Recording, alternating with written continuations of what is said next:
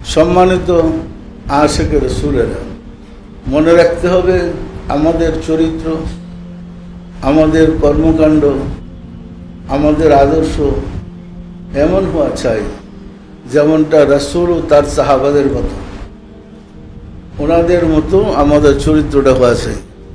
আমাদের যদি চরিত্রের দোষ ত্রুটি থাকে তাহলে কিন্তু আমরা প্রকৃত আশিক রাসূল হতে পারবো না। নামে হইতে পারবেন, কাজে হবে না। পরিষ্কার, আশিক রাসূলের শান মান মর্যাদা অনেক বেশি। সুতরাং মহব্বতের সাথে নিজেদের চরিত্রটাকে সুন্দর করতে চেষ্টা করেন।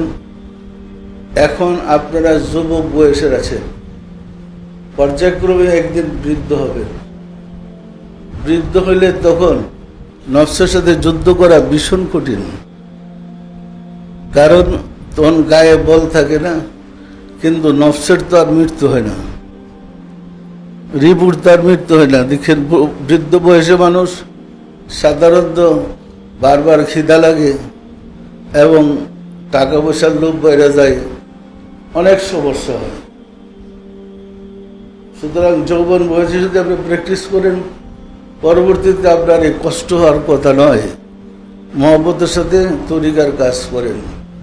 সম্মানিত আশিক রাসূলেরা, যে যতটুকু পারেন নিজেকে সৎ, নিজেকে চরিত্রবান, নিজেকে আশিক রাসূলের নমুনা তৈরি করতে চেষ্টা করবেন। সম্ভব?